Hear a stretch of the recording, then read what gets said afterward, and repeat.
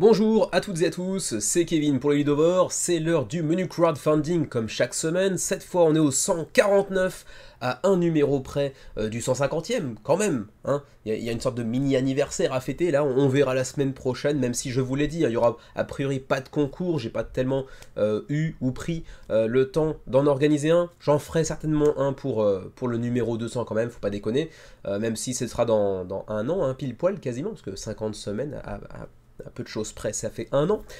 Et du coup, on se retrouve fin août. Qui dit fin août, dit également fin de cette période de vache maigre. Hein. On était un petit peu dans une période de l'ordre du Waterloo morne-pleine. Il n'y avait pas beaucoup de jeux à se mettre sous la dent. Mais, on arrive bientôt à septembre. Et vous le savez, septembre, bon, c'est la rentrée des classes, mais c'est aussi la rentrée des classes pour les éditeurs qui se lancent sur les différentes plateformes de financement participatif telles que Kickstarter, GameFund et compagnie. Donc, on va dépenser en masse. Il y aura certainement des pledges qu'on ne pourra pas assumer, hein, ça c'est acquis plus ou moins déjà, mais on n'est pas encore en septembre. Enfin, on sera en septembre lorsque vous allez regarder cette vidéo, mais en fait j'enregistre le 31, donc vous l'aurez le premier en réalité. Mais du coup oui, septembre arrive, il va y avoir des gros projets, des beaux projets, sur lesquels certainement vous aviez, moi, X, nous allons dépenser de l'argent, voilà, hein, nous allons hypothéquer un rein, une maison, un bras, de la famille, que sais-je encore. Mais, encore une fois, je vous le dis, hein, dernière semaine d'août, premier jour de septembre, on est encore sur une semaine assez légère, même si il y a un petit regain d'intérêt quand même. Il y aura 2 desserts cette semaine, alors qu'on avait eu 2 menus consécutifs, je crois, sans dessert, donc quand même, on voit qu'il y a un petit regain d'énergie du côté du financement participatif. Ça commence cette semaine, mais ça va s'intensifier au fur et à mesure que l'on progresse dans le mois de septembre, puis octobre, jusqu'à la fin de l'année quasiment. Du coup, on est parti avec les trois sous-parties habituelles, hein, entrée, plat, dessert, par ordre croissant d'intérêt, objectif ou subjectif, pour les campagnes. C'est parti!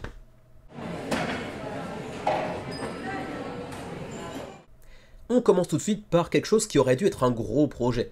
Mais en fait, c'est pas tout à fait le cas, puisque c'est The Last Chance à nouveau par Ludus Magnus Studio, le fameux studio italien auquel on doit Nova Aetas Renaissance, auquel on doit Black Rose Wars Renaissance également. Et donc, il y a de ça 1 an et demi, 2 ans, ils avaient pondu une campagne pour Runar, un jeu cette fois-ci qui se place dans la mythologie nordique, on va dire, hein, quelque chose qui est plutôt à la mode depuis 5-10 ans environ. On commence à en souper un petit peu, même si ça reste quand même populaire. Et donc Ludus Magnus avait proposé Runar, je ne sais plus si c'était sur Kickstarter ou si c'était sur GameFund à l'époque. A priori ça devait être sur Kickstarter, puisque je ne le vois pas ici dans la liste des projets créés par Ludus Magnus sur GameFund. Donc ça devait être sur Kickstarter. C'était pas leur projet le plus couronné de succès, on va dire. Je pense que tout l'univers de Black Rose Wars, qui est le même que celui de Nova Aetas, avait connu un peu plus grand succès. Récemment, très belle campagne pour Blood, même si bon, 4000 contributeurs, on pourrait s'attendre à un tout petit peu mieux que ça, mais c'était quand même une belle campagne. Il y avait aussi DEI, un Divide et Impera, qui avait fait un beau score. Et donc, Runar, comme c'était déjà le cas pour Nova Aetas, avec The Last Chance, vous le voyez ici, eh bien il revient à nouveau en financement participatif pour une campagne un petit peu, comment dirais-je, c'est pas véritablement du financement participatif à proprement parler. Comme il l'avait fait pour Nova Aetas avec donc cette campagne The Last Chance, c'est pas le sous-titre du jeu, hein, c'est véritablement une campagne dernière chance pour pouvoir devenir un backer du jeu en fait, un petit peu avec du retard, hein, disons, parce que la campagne d'origine était il y a 1 an et demi, 2 ans, encore une fois, je ne sais plus exactement. Les jeux arrivent à destination prochainement, et donc, il vous donne une chance de prendre une des copies qui restent en stock actuellement.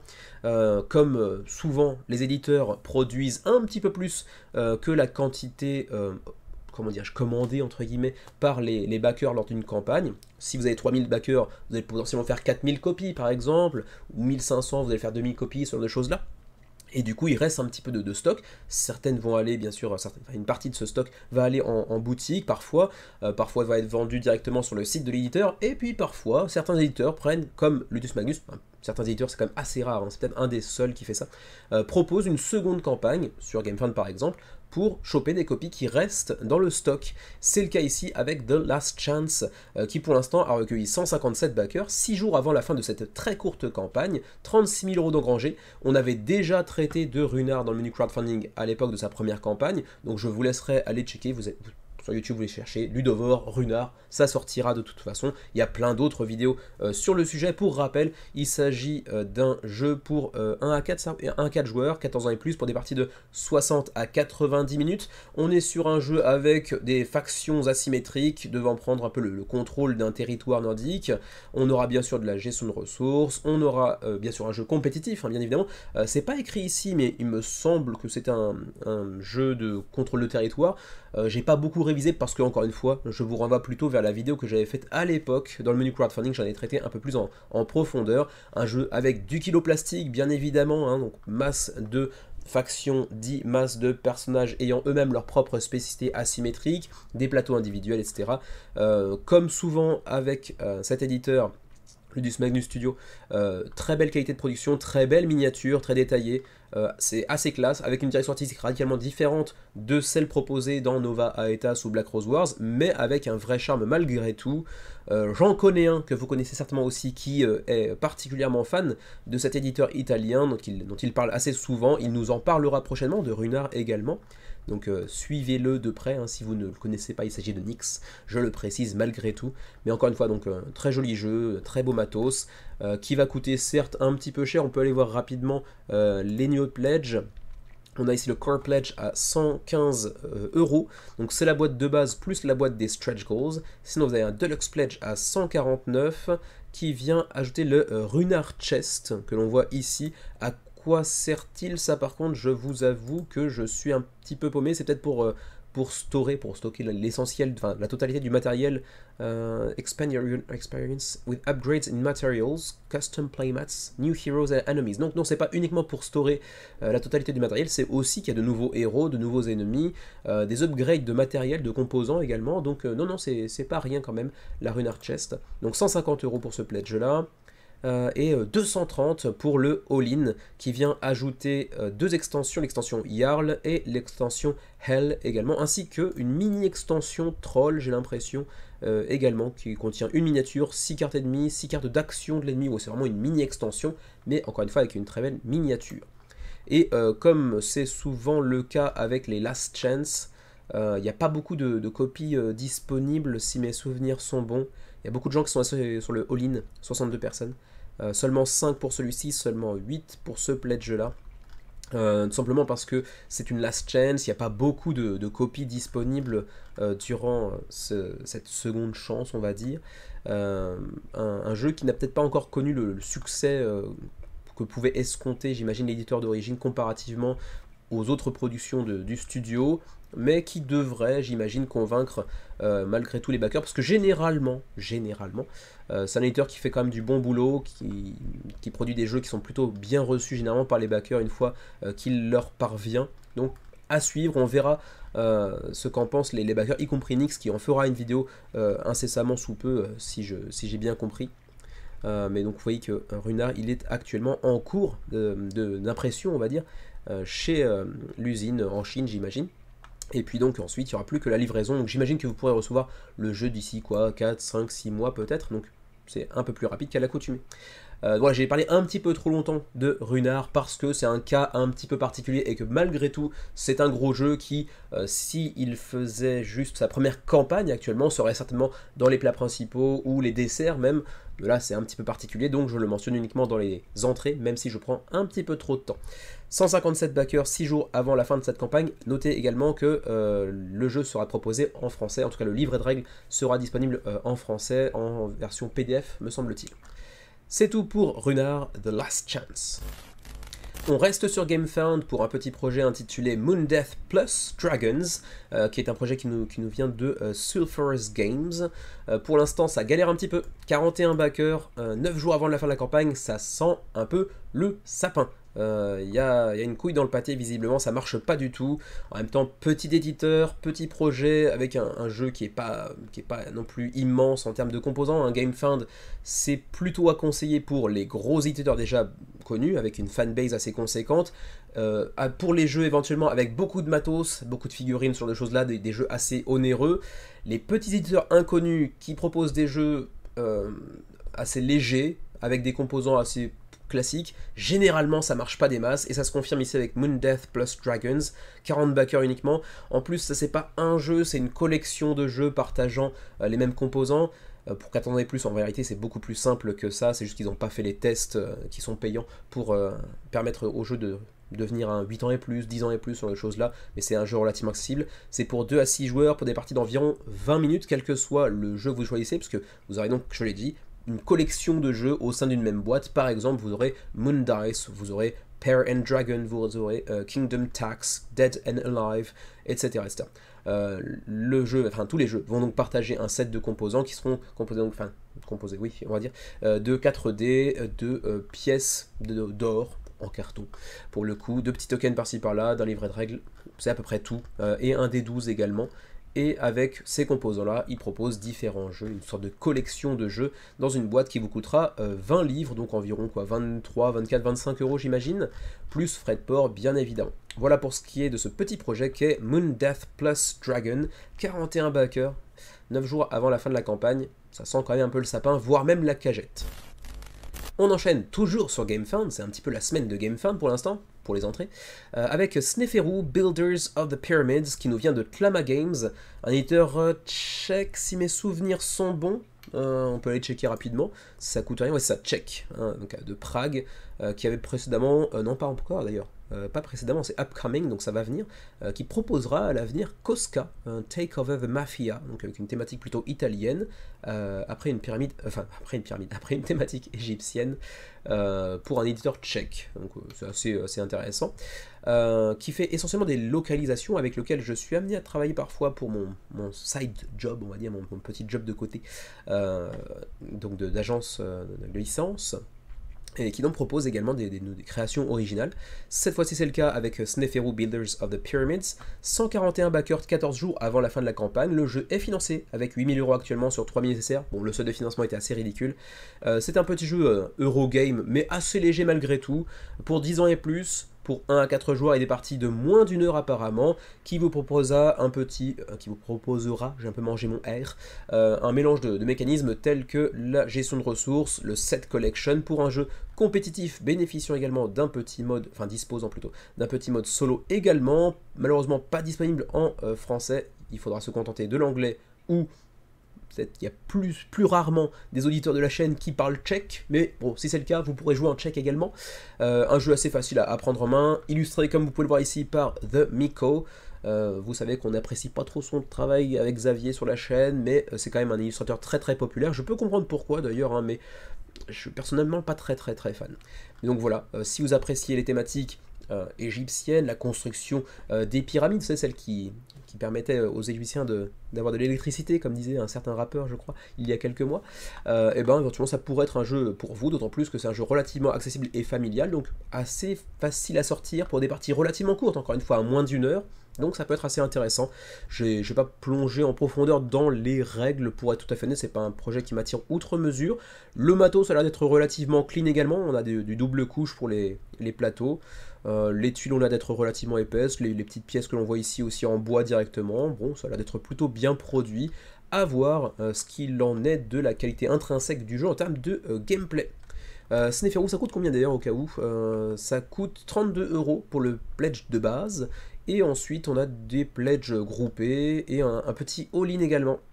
Il y a un all-in à 62 €, donc 30 € de plus que le jeu d'origine, mais il va contenir également des tuiles en Wooden Pyramid Style, donc en bois, avec impression dessus, ok. Donc peut-être que le matériel que je vous ai montré tout à l'heure, c'est peut-être pas le matériel de base, c'est peut-être la version deluxifiée. Et il y aura aussi un playmat en néoprène également, pour remplacer le plateau principal. Voilà pour ce qu'il en est de Sneferu, Builders of the Pyramids, 141 backers, 8000 € d'engrangés pour l'instant, 2 semaines avant la fin de la campagne. On enchaîne avec The Quest Kids qui nous revient avec une nouvelle extension intitulée Realms of the Kingdom. C'est un dungeon crawler initiatique, on va dire, pour 5 ans et plus, qui est assez populaire, c'est un bien grand mot. Vous voyez bien qu'il n'y a que 400 contributeurs à l'heure où je vous parle, donc c'est pas si populaire que ça, mais c'est un jeu qui bénéficie de bons retours en règle générale. Alors clairement, c'est un jeu familial, c'est un jeu pour initier les enfants les plus jeunes, aux alentours de 5-6 ans, au dungeon crawler, mais avec du beau matos, des miniatures pour représenter vos héros qui sont eux-mêmes plutôt enfantins pour attirer un public plus jeune, et donc qui dispose déjà de 3 extensions si mes souvenirs sont bons, et qui revient avec cette nouvelle extension Realms of the Kingdom, qui est également l'occasion de mettre la main sur le jeu de base et sur les autres extensions préalablement sorties. Pas de VF malheureusement pour l'instant, on verra si ça arrive à l'avenir, mais c'est vrai que pour un jeu plutôt familial, orienté plutôt enfant, c'est un jeu qui coûte assez cher parce qu'il est quand même assez bien produit.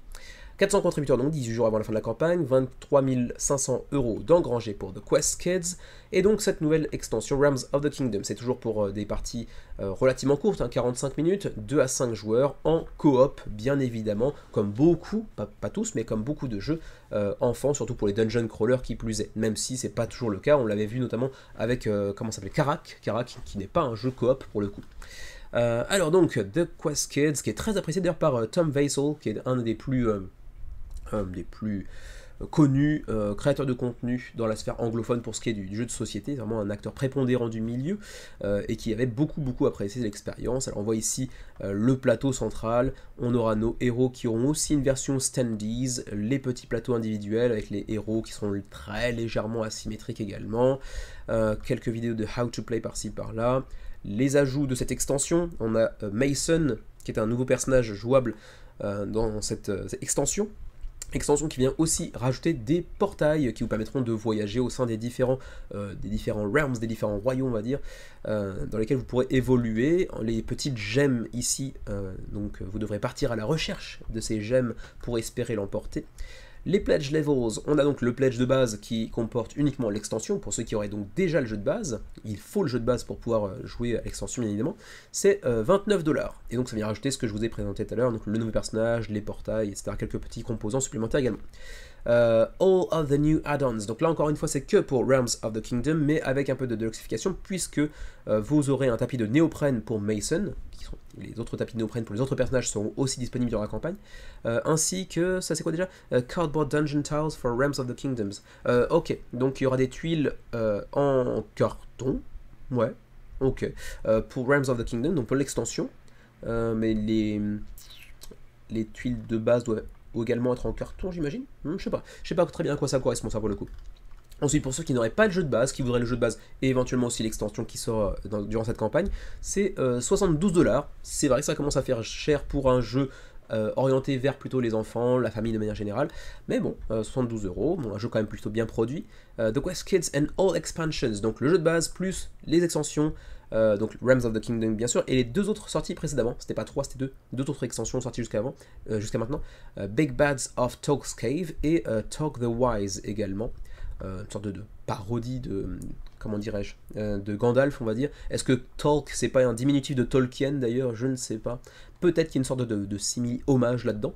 Ce sera donc 119 $. Ensuite, Quest Kids All-In, 180, ça commence à coûter un petit peu cher, mais vous aurez donc la totale avec tous les add-ons, donc les tapis de néoprène, les tuiles en plus, etc. Donc ça fait quand même masse de matériel, mais c'est vrai que pour un projet de ce type-là, pour ce genre de public-là, ça reste un petit peu cher. Donc à voir, si vous êtes amateur de dungeon crawler, que vous voudriez initier vos enfants, les enfants de votre famille, amis, etc., ça pourrait être une acquisition intéressante. Voilà pour donc The Quest Kids et cette nouvelle extension Realms of the Kingdom, 400 contributeurs environ, 18 jours avant la fin de la campagne.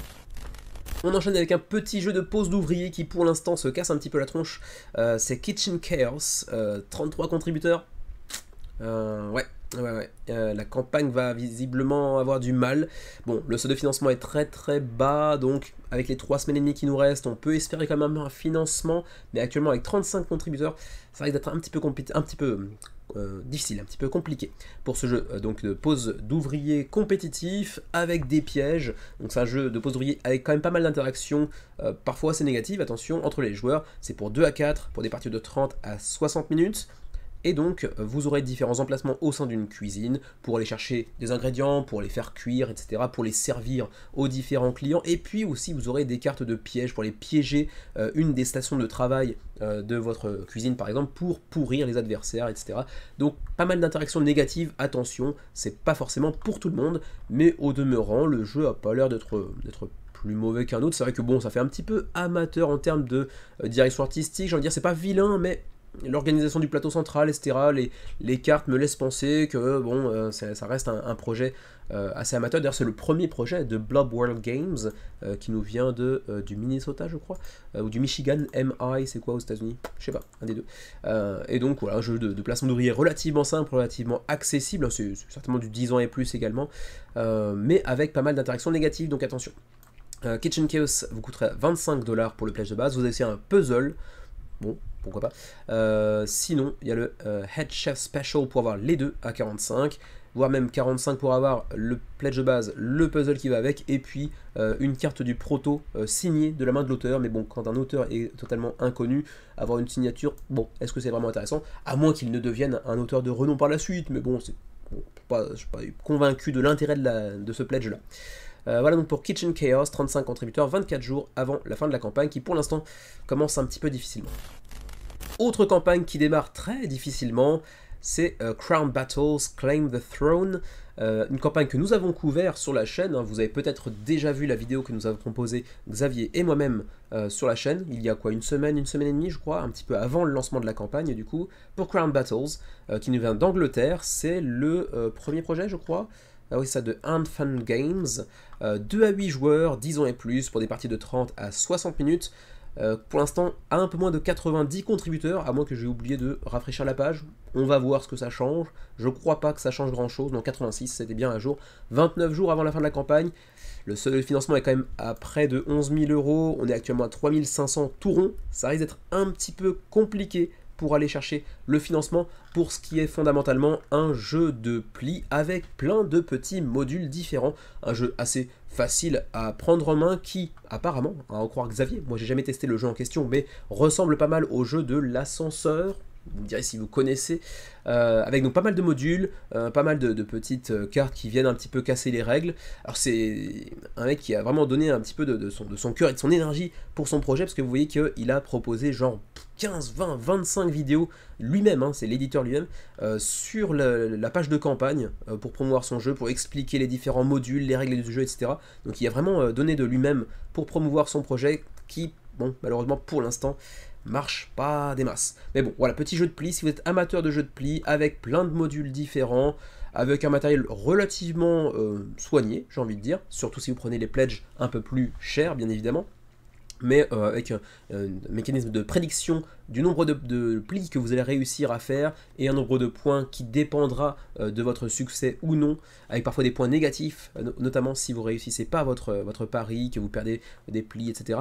C'est assez intéressant, il y a des modules, donc ça promet une rejouabilité assez intéressante, avec une sorte de variabilité aussi choisie par les joueurs en termes de longueur de partie, en fonction du nombre de cartes que vous allez utiliser pour votre partie. C'est plutôt intéressant, c'est plutôt agréable à jouer. Bon, après ça vient pas non plus casser trois pattes à un ornithorynque de Malaisie, mais c'est quand même sympa malgré tout. Les pledges, alors... Ah ok, ça j'avais pas vu par contre, parce que bon, principalement, un des défauts qu'on peut souligner, défaut pour certaines personnes, pas forcément pour toutes, mais l'artwork globalement est fait par IA. C'est l'intelligence artificielle pour tout ce qui est illustration, mais je vois ici que on a Human Art Under Development. Donc il y a des illustrations faites par des illustrateurs, donc humains pour le coup, en cours de création, et du coup on va proposer un pledge avec des illustrations faites par IA et un pledge avec des illustrations faites par des illustrateurs humains. Et du coup ça change le prix, 15 livres, 18 livres, 19 livres, 23 livres, 28 livres, 32 livres, donc on a une différence de 3 à 4 livres par pledge en fonction du choix illustration par IA ou par un illustrateur, une illustratrice humain/humaine. Ok, c'est un choix intéressant, risqué mais intéressant, ouais, c'est assez étrange, mais pourquoi pas. Donc le pledge de base, 15 livres pour avoir le matériel que vous voyez ici, les petits tokens en carton, les tokens ici pour votre pari, la petite roue qui déterminera l'atout, puisque à chaque tour l'atout va être différent, petite couronne, les cartes bien sûr pour chaque faction. Ensuite, le pledge avec extension, où on va avoir un module supplémentaire, enfin plusieurs modules supplémentaires, parce qu'on a aussi des cartes de mission ici, les suites de tokens, enfin les tokens de suite plutôt, les petits sacs également, et puis le Ultimate avec une couronne en métal, une autre mini extension, un tracker de tour, d'autres cartes de modules, etc. Donc voilà, c'est quelques petits ajouts de gameplay et de déluxification. Reste à voir ce que vaudra la qualité des illustrations faites par les humains, parce que celles faites par IA sont plutôt jolies, mais assez froides, assez impersonnelles, il est vrai. Voilà, ma foi, pour ce qui est de Crown Battle, je ne vais pas rentrer plus que ça dans les détails, d'autant plus que vous le verrez certainement dans la page de campagne également, mais on a fait une vidéo, Xavier et moi-même, qui est disponible ici, dans la campagne, pour en apprendre un petit peu plus sur le jeu, son gameplay, ses points forts et ses points faibles, selon nous, bien évidemment. 86 contributeurs, 29 jours avant la fin de la campagne pour Crown Battles.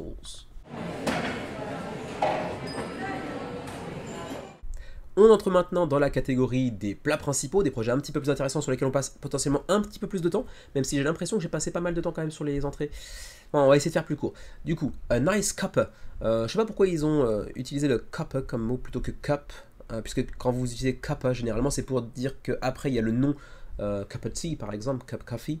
Là pour le coup il n'y a pas de nom après, donc linguistiquement ça me dérange un petit peu, mais pourquoi pas. A Nice Cup par Scott Arms, c'est le nouveau projet de Bartensheim dans la gamme solo. Comment ils appellent ça déjà, j'ai oublié, il y a un nom pour cette gamme. Simply Solo, voilà, tout simplement. Simply Solo, et donc c'est le 7ème jeu de cette gamme pour Bartensheim, toujours avec Scott Arms derrière. Hein. 2200 contributeurs, c'est un jeu qui connaît un très beau succès, 50 000 € d'engrangés 7 jours avant la fin de cette campagne. Projet que vous retrouverez certainement, j'imagine, chez Matago à terme, puisque c'est Matago généralement qui a les droits de localisation sur l'ensemble du catalogue de Bartensheim. Et donc, on est sur un petit puzzle solo avec des illustrations vraiment très très charmantes, le tout pour le prix habituel chez Bartensheim, à savoir 12 $, un petit peu plus si vous prenez des extensions, avec la possibilité d'ajouter d'autres jeux du catalogue de Bartensheim Games, mais vous en avez l'habitude si vous connaissez le menu crowdfunding depuis suffisamment longtemps. C'est malheureusement que le point faible de cette campagne-là, c'est qu'en dehors des États-Unis, les frais de port rendent le soutien à cette campagne assez inintéressant en réalité, parce que c'est des jeux très peu chers, mais avec des frais de port qui sont un peu trop, quand on voit la taille de ce que l'on reçoit. Ils pourraient très certainement négocier des meilleurs prix, ce qu'ils ne font pas, allez savoir pourquoi. 8 ans et plus, un joueur, donc purement solo pour le coup, et pour des parties de 15 minutes environ. Et tout simplement, vous allez avoir des cartes de thé, votre personnage qui va faire du thé, sauf que vous le voyez, 2, 7, 6, 1, 3, 5, 4, elles sont pas dans l'ordre.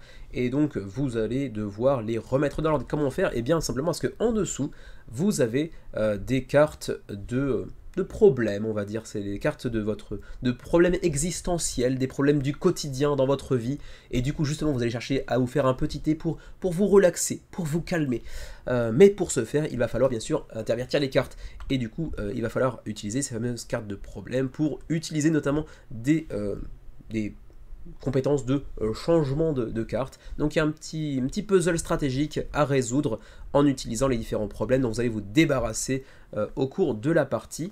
Il faudra essayer de vous en débarrasser d'ailleurs pour ensuite donc, échanger l'ordre des cartes et réussir à la fin de la partie à les avoir toutes dans l'ordre pour vous faire un thé, sachant que certaines cartes vont être amenées à se retourner également, c'est pas forcément très positif en soi, mais donc petit puzzle stratégique pas inintéressant, avec également comme toujours des petites extensions qui sont disponibles durant la campagne. Ici on voit le contenu du jeu de base, donc les 7 cartes de base de votre personnage qui fait du thé. Ensuite les 7 problèmes, non et plus, il y en a 10, oui il y en a 10 de problèmes si mes souvenirs sont bons. Une carte de référence, donc une carte d'aide de jeu on va dire. Ensuite, Free Expansion, comme toujours, Bartensheim vous propose une extension gratuite et une autre payante. Cette fois-ci, l'extension gratuite, c'est Seasonal Stresses, donc des cartes de stress, de soucis qui, eux, sont liés aux saisons, donc les 4 saisons. Voilà. Ensuite, on a l'extension A Good Book Expansion, donc un bon livre, en plus du thé, pour se détendre, qui vient rajouter 2 cartes de thé, donc la carte 0 et la carte 8, donc vous n'en aurez plus 7 mais 9 désormais. 3 nouvelles cartes de soucis également pour accompagner le tout, donc avec une frise un peu plus grande, donc potentiellement une complexité un petit peu accrue également. Les pledges en print and play, ça vous coûtera 3$ pour le jeu de base plus les 2 extensions, 12$ pour le jeu de base et l'extension Seasonal Stresses. Ensuite, c'est quoi ça Ah d'accord, ça c'est le pledge pour les Américains, et ça c'est pour les International Backers, donc pour nous autres qui vivons en Europe, en Asie ou que sais-je encore. 14 si vous voulez la totale, donc le jeu de base, l'extension plus l'extension payante. Ensuite, The Small Simply Solo Collection, donc c'est une collection de jeux solo de l'éditeur avec donc la totale de Nice Copper plus Food Chain Island et The Royal Limited. Et puis ensuite en add-on vous pouvez aller chercher directement sur le site de Barton Shy Games d'autres jeux, solo ou non d'ailleurs, de l'éditeur à ajouter pour essayer de rendre les frais de port un peu moins inintéressants, même si ils le sont quand même un petit peu. Voilà. Pour ce qui est de la gamme solo, hein, vous avez ici les autres jeux, Food Chain Island, Ugly Griffin Inn, Unsurmountable, j'ai pas été convaincu du tout pour celui-ci, Fishing Lessons qui m'attirait un petit peu plus, mais encore une fois les frais de port sont pas intéressants. The Royal Limited, The Last Lighthouse qui avait l'air plutôt sympa également, avec une très belle DA, j'aime beaucoup la DA de Lighthouse. Voilà. Et puis donc les frais de port, voilà, c'est ici, vous voyez US et UK aussi, le Royaume-Uni s'en sort pas mal, 5$, bon pas mal, et encore une fois pour l'Europe, 20$ pour 1 à 3 jeux, enfin, vu la taille des trucs c'est quand même un peu cher, 30$ pour 4 jeux et plus, quand même c'est très très cher pour la taille des jeux, même pour le Canada hein, c'est quand même assez cher, 17 ou 24, donc c'est pas hyper intéressant. Donc attendez plutôt la version française assurée certainement, j'imagine, par Matago à terme. Pour l'instant, on a quand même 2220 contributeurs 7 jours avant la fin de la campagne pour A Nice Copper. Juste par curiosité, est-ce qu'il y a des backers en France? Quand même 14 malgré tout, 14, 100 au Canada. Donc voilà pour ce qui est de A Nice Copper, 7ème jeu de la gamme Simply Solo de Barton Shy Games. Il est temps de sortir vos cottes de mailles, vos épées et de partir vers le Moyen-Orient. En tout cas, c'est la promesse de Lords of Heaven, le nouveau projet de Phalanx qui vous envoie cette fois-ci faire des croisades, hein, aller un petit peu représenter vos ancêtres. Pour l'instant, en tout cas, 1787 backers ont pensé que c'était une bonne idée d'aller se mettre sur la tronche avec d'autres civilisations, d'autres religions. 12 jours avant la fin de la campagne, le projet a engrangé près de 150 000 €. Phalanx, vous les connaissez très certainement, j'imagine, puisque c'est un éditeur qui propose pas mal de jeux justement avec des thématiques historiques bien ancrées dans l'histoire pour le coup et super intéressant, souvent avec du contrôle des territoires. Ce sera encore le cas d'ailleurs pour ce nouveau projet. On les a vus récemment avec par exemple Triumph sur la Rome antique. On les a vus avec U-Boot, certainement l'un de leurs plus gros projets à ce jour, avec Huang également, avec Brett Valda ou encore avec Purple Haze plus récemment. Pas mal de projets super intéressants, il y en avait d'autres qui étaient également sur Kickstarter, il y avait Coalition qui avait l'air super intéressant, ce qui me permet aussi de faire une petite parenthèse sur le fait que, bon, attention pour les fans des thématiques de Phalanx qui ne sont pas encore allés jusqu'à backer un de leurs jeux, sachez que Phalanx a parfois un petit peu du mal à livrer en temps et en heure, c'est le cas de beaucoup d'éditeurs bien évidemment sur les plateformes de financement participatif, mais bon, Phalanx notamment, je crois que Coalition devait être livré genre 2022-2023 et c'est toujours pas le cas, ça fait quand même 2 ans de retard je crois pour Coalition par exemple, ça commence à faire un petit peu long quand même, mais quoi qu'il en soit, il revient donc avec Lords of Heaven, Moyen-Orient, les croisades, tout ça. Et comme à l'accoutumée avec les Lords of Phalanx, pas toujours, mais c'est quand même souvent le cas, il s'agit d'un jeu donc profondément ancré dans l'histoire réelle, avec des factions asymétriques, bien évidemment, là ça fait vraiment sens, hein, avec du contrôle de territoire, de la majorité au sein de territoire, également du placement d'ouvriers, on pourrait aussi qualifier ça un petit peu de tower defense, à un certain niveau on pourrait dire, donc pas mal de mécanismes intrinsèquement connectés les uns aux autres, c'est pour 2 à 4 joueurs, c'est pour des parties d'environ 90 minutes, et vous aurez également, si vous baquez durant cette campagne, une extension gratuite, je dis gratuite, ça n'a aucun sens, gratuite, intitulée Third Crusade, donc la 3e croisade. Le projet est disponible en anglais et en polonais. pour une fois, il n'est pas en français, et ça c'est quand même fort dommage, parce que généralement, enfin, peut-être pas tous quand même, mais généralement, les projets de Phalanx sont aussi disponibles en VF, donc là, un peu dommage de voir cette absence, mais bon, que voulez-vous. Parmi les factions asymétriques que je mentionnais tout à l'heure, on retrouvera notamment les croisés chrétiens, les sunnis, les chrétiens orthodoxes byzantins, et puis également le califat. Donc plutôt les Turcs, si mes souvenirs sont bons, mais tout ce qui est histoire, c'est plutôt Xavier qui est expert. Bon, je suis pas une tanche en histoire non plus, mais je suis pas non plus un énorme connaisseur. Mais en tout cas, c'est une période et une thématique qui me semble particulièrement intéressante et propice à ce type de jeu avec des factions asymétriques, avec du contrôle de territoire, etc. Voilà, pour le reste, progressons un petit peu dans la campagne, avec ici un petit aperçu de ce à quoi ça peut ressembler une fois sur la table, avec justement le bassin méditerranéen avec le Moyen-Orient, donc ce qui pourrait correspondre aujourd'hui à la Palestine, à Israël, aux États qui entourent l'Est méditerranéen, avec des espaces pour des différentes frises de cartes. On voit ici les superpositions de cartes, les plateaux individuels des différentes factions, masse de tokens et quelques dés également. Les pledges d'entrée de jeu aussi, hein, on vous propose ici le Deluxe à 49, ce qui est quand même relativement abordable en réalité. Donc 49 c'est pour le jeu de base plus l'extension 3ème croisade bien évidemment, avec les petits meeples que l'on voit ici. Et puis également on a le All-in Pledge. Alors du coup le Deluxe porte un petit peu mal son nom puisque c'est le pledge de base en réalité. Et le pledge véritablement Deluxe, en réalité, c'est le All-in Pledge. Donc bon, le naming au niveau des niveaux de pledge, la dénomination n'est pas forcément des plus à droite, puisque dans le All-in, on aura vraiment de la deluxification avec des pièces de métal, avec des tapis de néoprène dans tous les sens. Donc là, on a quand même vraiment les deluxifications qu'on pourrait escompter dans une Deluxe. On a aussi des card holders. D'accord, des repose-cartes pour les mettre debout, c'est une sorte de petit confort supplémentaire qui n'est pas forcément une grande nécessité, mais c'est toujours sympa d'en avoir. Donc 99 € pour le all-in. Plein de stretch goals bien évidemment à dévoiler d'ici la fin de la campagne, des add-ons éventuellement pour ceux qui voudraient le pledge de base et seulement les pièces mais pas les néoprènes par exemple, ce genre de choses là. Ensuite, continuons en quelques petits highlights, quelques petites, comment dirais-je, mises sous les projecteurs de certains pans du gameplay, avec notamment le choix de sa faction. Ensuite, il y a des phases de draft avec des cartes vraiment très belles, très bien illustrées. Ça rend vraiment très bien. Au niveau de l'immersion, on est quand même pas mal à ce niveau-là. Ensuite, des phases d'action avec, au sein des phases d'action, différents types d'actions potentielles, comme le développement notamment, ou encore l'action de présence, l'action de mouvement, l'action de revenu, on va pouvoir choper des taxes, ce genre de choses-là. Bien sûr, il y aura plusieurs occasions d'aller envahir un petit peu nos adversaires, d'aller également réinvestir l'argent qu'on aurait pu engranger par le passé pour nous développer, et ainsi de suite. Donc les différentes actions seront bien évidemment à réfléchir en termes de timing également.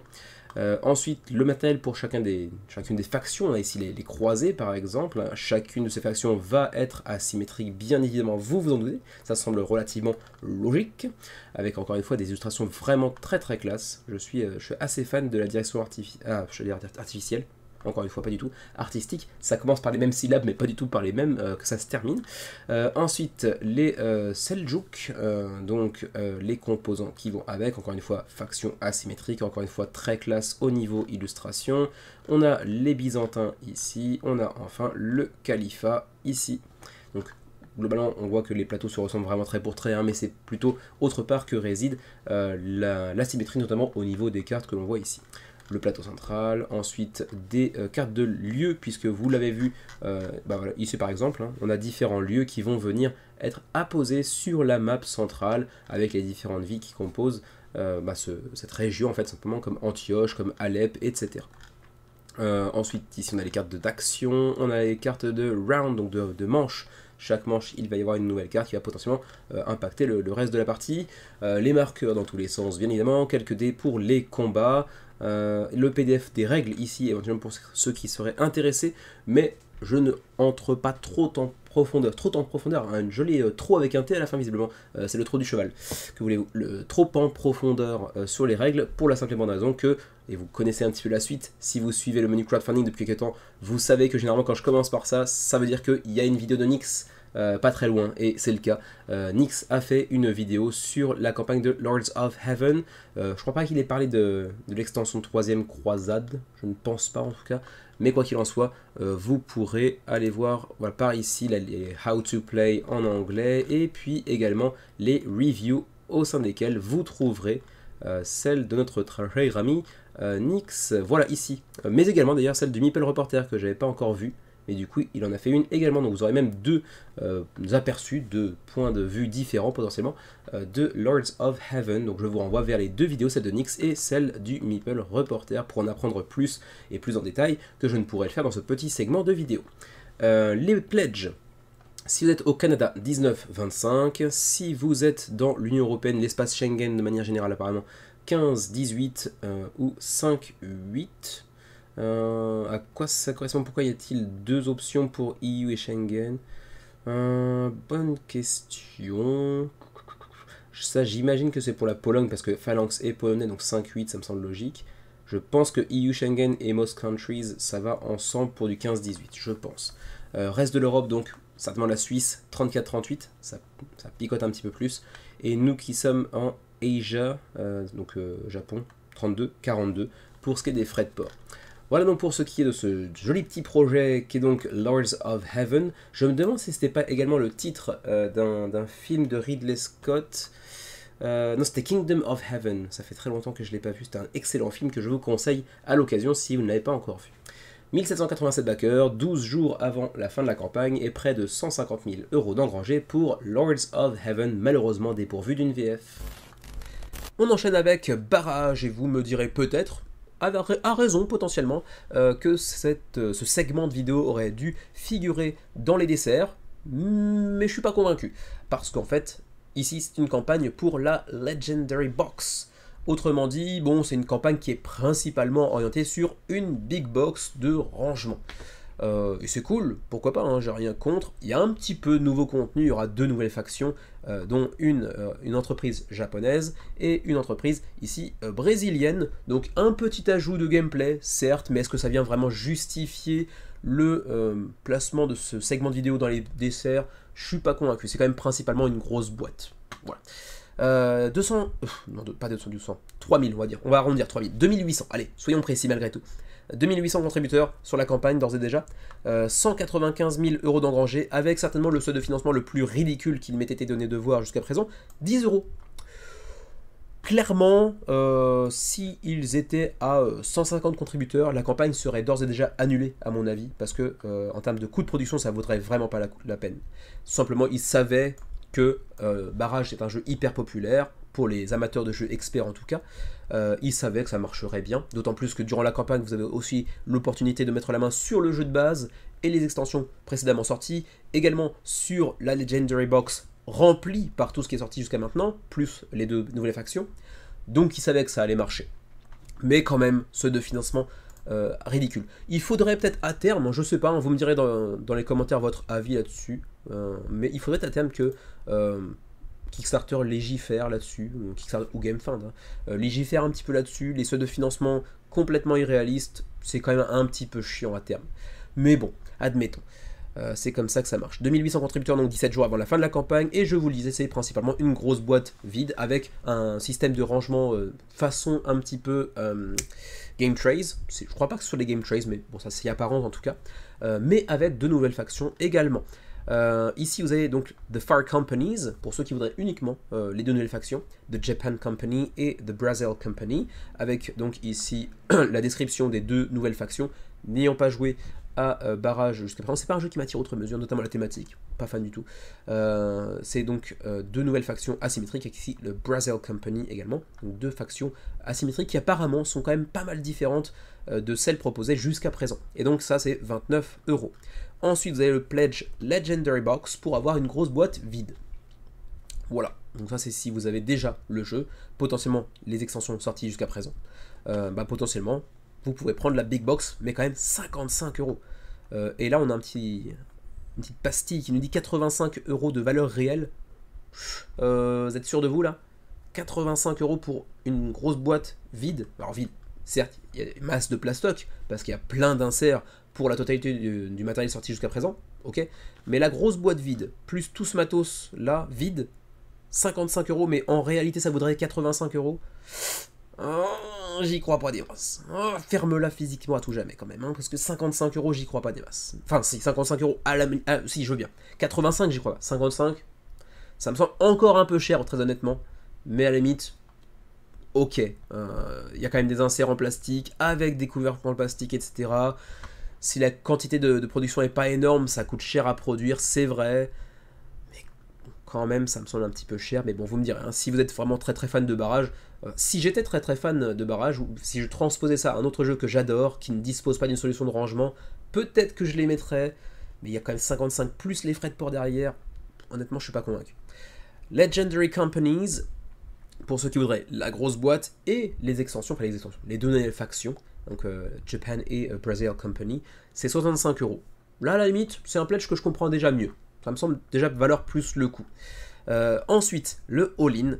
Alors le all-in, bien sûr, c'est tout ce qui est sorti jusqu'à présent pour Barrage, donc le jeu de base, les extensions, plus les deux nouvelles compagnies que vous voyez ici également, le tout pour 280 euros, contre théoriquement 432 euros de valeur réelle. Là encore une fois, je doute. Hein, vous me permettrez d'émettre quelques petits doutes sur la valeur ici affichée. Donc ce sera jeu de base, plus l'extension The Lee Water Project, l'extension pour le 5e joueur. Je suis pas sûr que ce soit un jeu qui mérite tellement, enfin qui mérite si, mais qui nécessite vraiment un 5e joueur. Les cartes additionnelles, Colorado Connection, c'est ça, Duel pour jouer à 2, Nile Affair, ensuite plein de matos supplémentaires dont j'ignore vraiment le contenu, parce que j'ai jamais joué, donc je ne suis pas vraiment très très connaisseur en la matière, mais aussi des pièces de métal. Également ici des wooden wheel set, donc des sortes de petites roues en bois plutôt qu'en carton, j'imagine. Et puis des cartes en 3D. Ok, pourquoi pas. Bon, encore une fois, un jeu qui est très populaire, hein. C'est quand même un 8.2 de note générale sur BGG, avec 35e place dans le classement général sur BG, donc c'est vraiment un jeu hyper populaire. Hein. Bon, après, il faut aimer les jeux experts, bien sûr, mais c'est un jeu qui a quand même déjà prouvé sa qualité par le passé et qui coûte assez cher, vous l'avez vu. Les pledges pour le shipping. Pour le shipping en Europe, la France est dans l'Europe 1, oui ça. La Belgique également d'ailleurs. La Suisse, oui aussi, c'est plus surprenant, mais la Suisse également. C'est 10 euros de frais de port. Pas cher pour le coup. Même si vous prenez le all-in, 10 euros, c'est quand même pas cher. Donc pour le coup, bon, au niveau des frais de port, ils ont fait un effort qui est plutôt appréciable. Mais bon, après, le prix est peut-être un peu gonflé ailleurs, donc bon, allez savoir. Pour nous qui sommes au Japon, ce serait 16 euros de frais de port. Le Canada, 23. Et puis, ma foi, ça pourrait être tout pour ce qui est de la francophonie. Alors, il y aura peut-être d'autres pays dans la francophonie, bien sûr, pour lesquels ça coûtera un petit peu plus cher, théoriquement 40 euros par exemple. Mais, le gros de la francophonie, c'est pas si cher que ça en termes de frais de port. Voilà, pour le reste, beaucoup de vidéos, le contenu un peu plus en détail. Ici, on parle aussi de l'édition digitale que vous pouvez jouer en VF notamment, si ça vous tente. Éventuellement, d'autres productions, notamment de l'éditeur, donc avec Anunnaki, etc. J'ai pas mentionné, hein, c'est Cranio Création, pardon, éditeur italien de renom. Golem, Lorenzo et Magnifico, donc pas mal de jeux assez connus, assez populaires, produits par cet éditeur.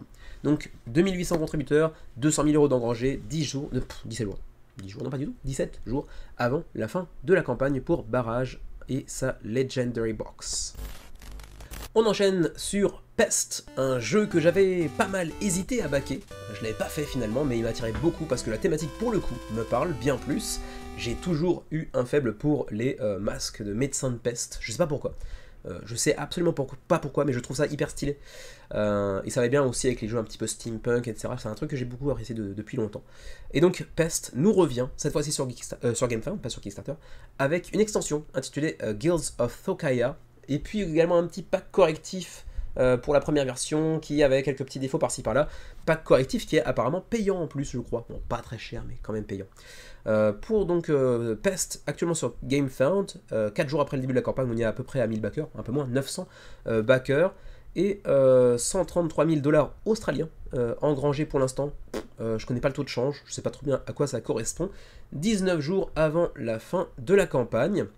C'est toujours pour 1 à 5 joueurs pour des parties d'environ 2 heures, jeu un petit peu long, un jeu qui, je vous le rappelle, consiste en du placement d'ouvriers, de la gestion de ressources avec des factions asymétriques, compétitifs, mais avec un petit mode solo, dans lequel vous allez essayer de soigner, de trouver des remèdes, notamment pour la peste, dans une ville qui est justement actuellement en train d'être terrassée par la dite maladie, la fameuse peste noire qui a quand même quasiment annihilé la moitié de la population mondiale, je crois, à l'époque. Donc une thématique qui me parle bien, c'est très très noir, très très sombre, j'aime beaucoup, même le plateau central, j'arrive pas à parler, est assez classe je trouve, avec cette ville ici représentée par une miniature au centre du plateau, assez classe. Le matos est plutôt clean également. Le matos de manière générale, la qualité de production est plutôt au rendez-vous. C'est un jeu qui m'avait beaucoup attiré avec je me souviens aussi, maintenant que j'en parle, sur notre plateau central, un mécanisme de sélection d'action via une grille.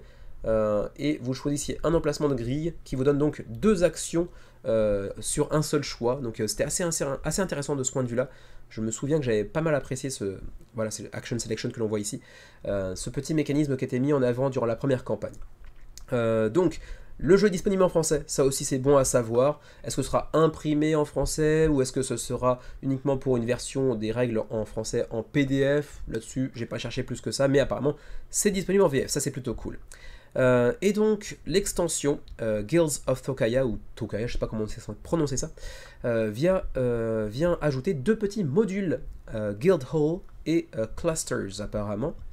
Donc 2 modules qui viennent ajouter un petit peu de profondeur, de rejouabilité, de complexité potentiellement également au gameplay, avec des petits plateaux en plus, des cartes en plus, donc un ajout qui pourra séduire pas mal de joueurs plus amateurs de jeux experts, puisque ça vient ajouter un peu de profondeur, donc de complexité au jeu. Donc du coup j'en suis encore plus attiré, mais quand même il faut bien avouer que les retours sur Pest suite à la première campagne, il n'y a pas de note de BG, non, étaient un peu plus mitigé que je ne l'aurais espéré. Il y a pas mal de commentaires qui font part de certains défauts, notamment au niveau de la production, ce pourquoi aussi il y a un pack correctif, mais quand même, du coup je suis un petit peu refroidi suite à la première campagne, même si cette nouvelle arrivée, avec cette extension et le pack correctif, promettent quand même un jeu un petit peu amélioré. Mais bon. Pourquoi backer maintenant? Parce que apparemment il y aura un petit promo pack Free Technology, mais pour les followers, donc oui, il aura fallu suivre la page de la pré-campagne avant le lancement pour en bénéficier. Donc le Why Back Now, déjà, il est un peu bancal parce que si tu back maintenant, mais que tu n'avais pas suivi la page de pré-campagne, déjà, t'as pas ça. Donc ça devrait pas ça devrait pas figurer ici, en fait.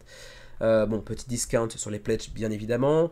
Le petit Fix Pack, donc le petit pack de correction, on va dire, pour... le joueur rouge, apparemment les composants étaient mal foutus. La ville centrale était apparemment un petit peu mal foutue également. Donc il y aura un petit pack correctif.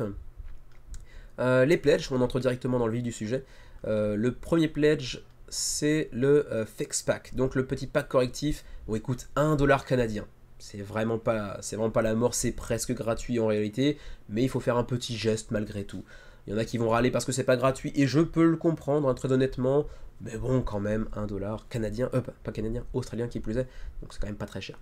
Upgrade and Fix Pack, là c'est si vous voulez, bah du coup le Fix Pack, le pack correctif, mais le Upgrade Pack c'est quoi? Allons voir. All the components needed to upgrade your first edition to second edition. Ok, donc le plateau central a été un petit peu amélioré. Et même chose pour le plateau d'époque, de R on va dire. Les cartes également. Ok, donc apparemment pas mal de composants ont été améliorés hein, entre les deux campagnes. Ok, bon.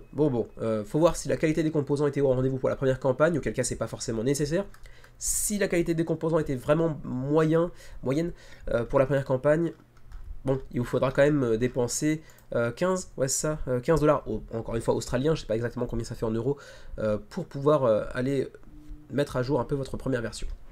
Ensuite, New Items Essentials, donc extension, upgrade pack et pack correctif, le tout pour 59$ australiens. Bon, au bout d'un moment, pour savoir à peu près ce que je vous dis, il va quand même falloir checker 59$ australiens en euros. Alors, bon, c'est en japonais, désolé, hein, mais ça fait 36€. 36€, donc juste par curiosité, on va voir 1$ australien pour faire le calcul par la suite. C'est 60 centimes d'euros. Ok, d'accord, donc c'est quand même moins fort que le dollar américain, bien évidemment. Alors donc, 59$, donc ça fait 36€ pour l'extension, plus le upgrade pack, plus le pack correctif. Ensuite, New Backer Essentials, donc si vous voulez la nouvelle édition de PES, parce que vous n'avez pas pris la première, plus l'extension, c'est 183$ australiens, donc ça doit faire environ 100, 115, quelque chose comme ça, euros. New Items Deluxe, 152, donc ça c'est uniquement les nouveautés, donc pas le jeu de base, mais avec la deluxification, donc il y aura du playmat, il y aura une big box, il y aura des sleeves, etc. Le tout pour 152 dollars australiens, donc environ 100 euros, un petit peu moins, peut-être 90 euros, quelque chose comme ça. Ensuite, le Deluxe Bundle Second Edition, donc là c'est le pledge avec le jeu de base, l'extension, la deluxification, le tout pour 245 dollars australiens, donc là on est plutôt aux alentours de 150 euros j'imagine. Et puis on a vu en haut également qu'il y avait le all-in à 300 dollars australiens. À 300 dollars australiens, ce serait j'imagine 170, 175 euros, quelque chose comme ça. Donc ça fait quand même assez cher, mais là on est quand même sur la totale. Jeu de base, big box, deluxification, playmat, etc. etc.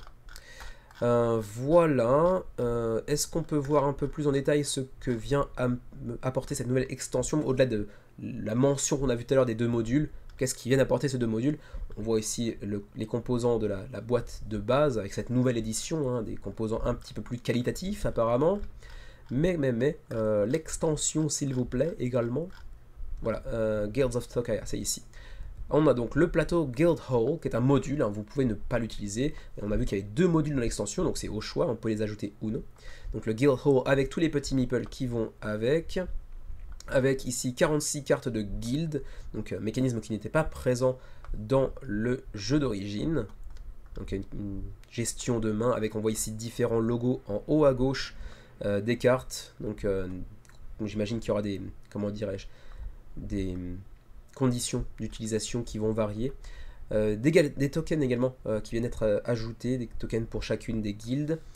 Ensuite, le deuxième module, Cluster, qui vient ajouter le petit cluster board que l'on voit ici, des tokens également, ainsi que des tokens qui vont être ajoutés à la cité également, et puis une sorte de Active Strain Marker, je sais pas trop à quoi ça correspond ça pour le coup, mais le module ici allait être un peu plus léger, celui-ci un peu plus intéressant, un peu plus profond apparemment.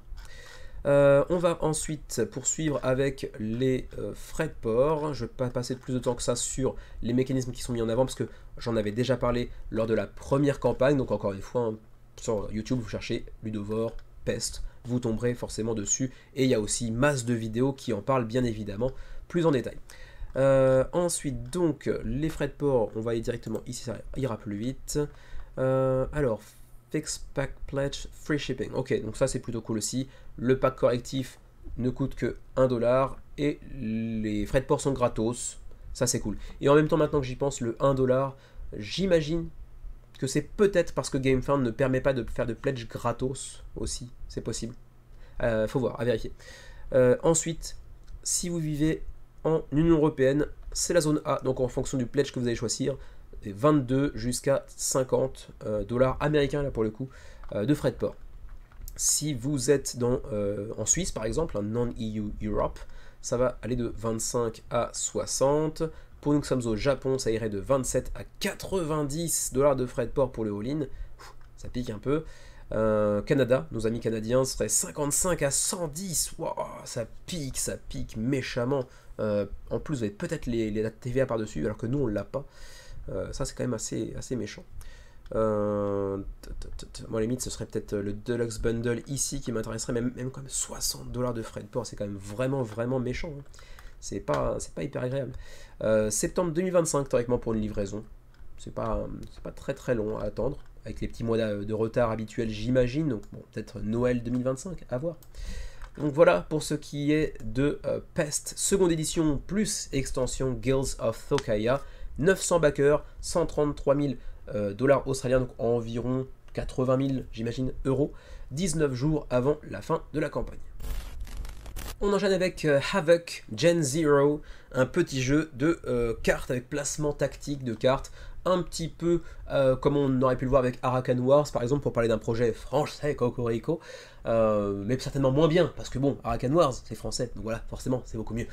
Havoc Gen Zero, 486 contributeurs pour l'instant, 44 000 € d'engrangés, 26 jours avant la fin de la campagne, c'est un jeu avec une thématique neuropunk. Alors bon, je sais qu'il y a toutes sortes d'appellations avec des mots valises désormais, mais autant je connaissais le steampunk, autant le neuropunk, je ne connaissais pas l'existence de ce style-là, mais c'est assez joli, c'est vrai.